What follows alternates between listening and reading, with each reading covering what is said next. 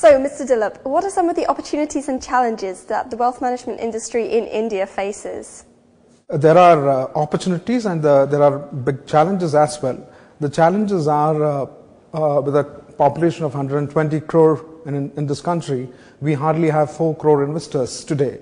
So reaching out to the rest of the mass is the big challenge, and I'm not too sure whether we have the skilled manpower to reach out and convince them to shift their existing conventional traditional investment pattern, which is into solid assets, real estate and gold, and then to financial assets. You need a lot of convincing to be done.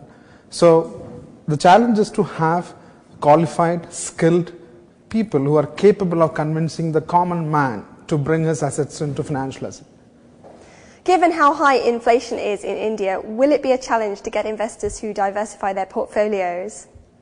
Inflation, I think it's a necessary evil, especially in a country like India, which is growing at 5% plus. So you can't, live without that. You need to live with inflation, and certainly in the long run, there are asset classes which can beat inflation. Investors are only used to real estate and gold, which has consistently been beating inflation in a very long period of time frame. But if you see in the last 10 years, certainly there were mutual fund products which have given an alpha over the indices, the benchmark indices, and beaten inflation as well.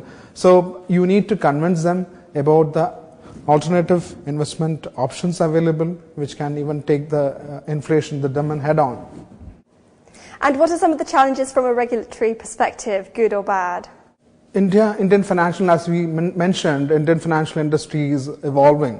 So in any country or any market where the evolution is happening, there are phases where there is a confusion.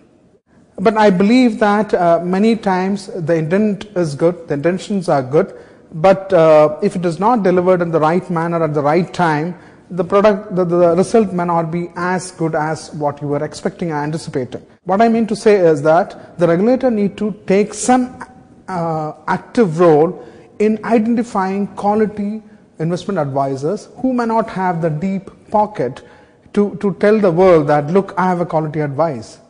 Okay, a large fund, a large bank can very well go out and propagate their pluses and positives, but an intermediary who is an individual or a small firm may not have that kind of depth.